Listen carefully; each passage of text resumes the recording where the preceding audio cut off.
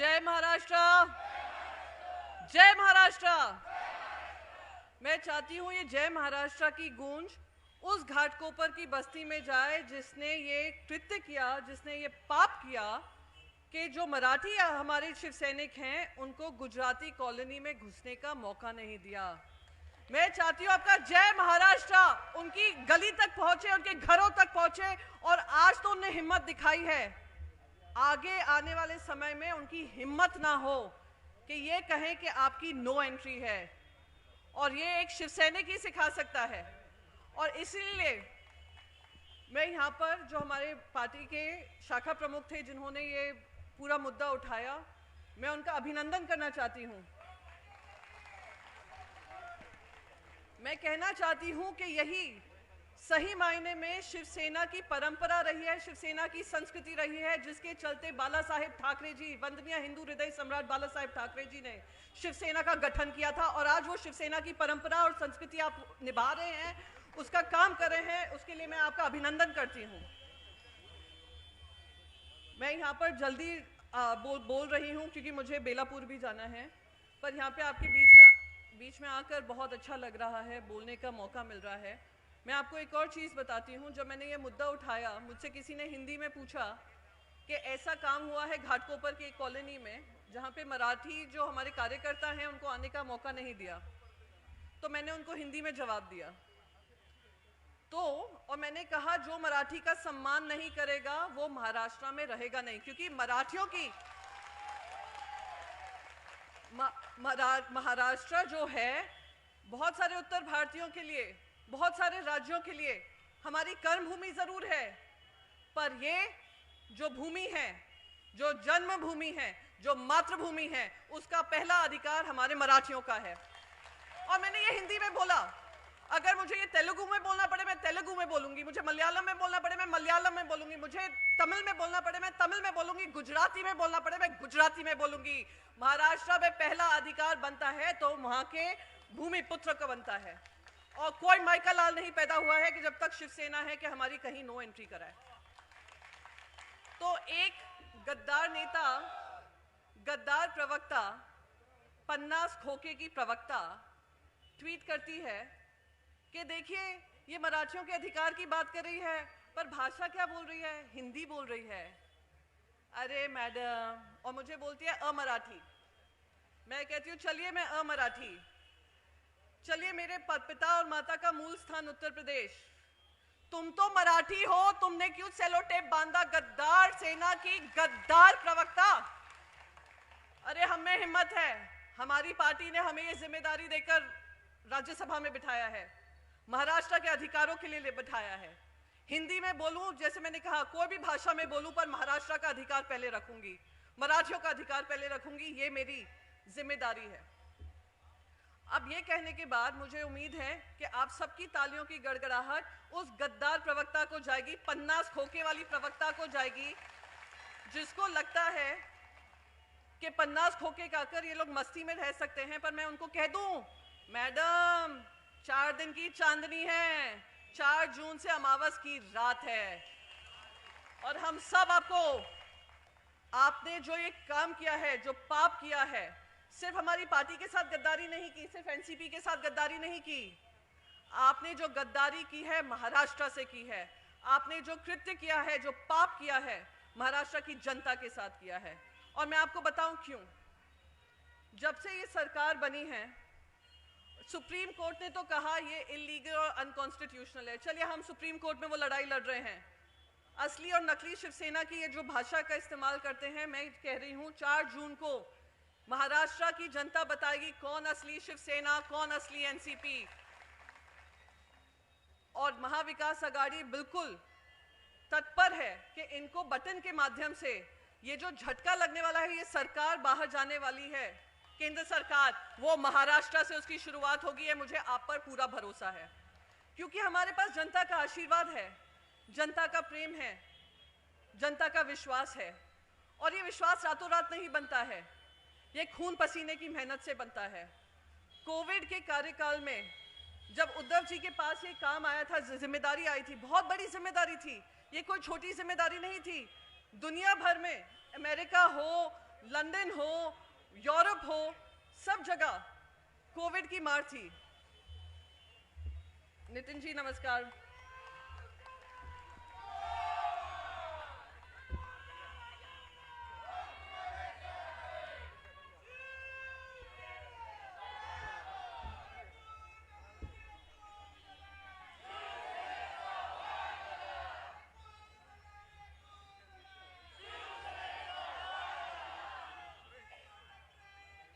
चूर चूर हो जाएगा।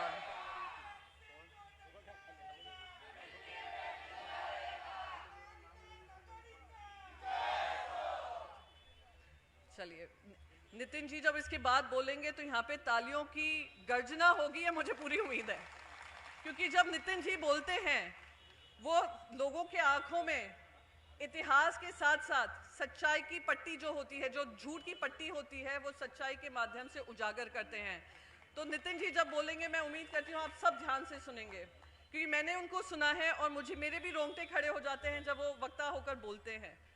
तो मैं बस यही कहना चाहूंगी, जब उनको जिम्मेदारी मिली कोविड की, कोविड आया, इतना भयंकर कोविड हुआ, दुनिया भर में लोगों की मौतें हो रही थी, पर एक सिर्फ महाराष्ट्र ऐसा राज्य बनकर निकला जहां पर साइंटिफिक वे से टेक्नोलॉजी का इस्तेमाल कर उद्धव साहब ठाकरे जी ने माझा कुटुंब माझी जिम्मेदारी कर जो उन्होंने शुरुआत की काम की, आज उसको देश में ही क्या विदेशों में भी सराहा जा रहा है कि अगर किसी ने अच्छा काम किया है तो वो सिर्फ महाराष्ट्र के मुख्यमंत्री उद्धव साहब ठाकरे जी ने किया है।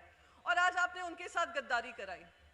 नरेंद्र मोदी जी आज कह रहे थे एक भाषण में कि कोई कांग्रेस से पूछे, अब आपको पता है कोई 6 साल का बच्चा अगर आपके घर में भी होगा, वो अगर कोई अडानी का नाम लेता है तो अडानी के साथ किसका नाम जुड़ा हुआ है, किस पार्टी का नाम जुड़ा हुआ है?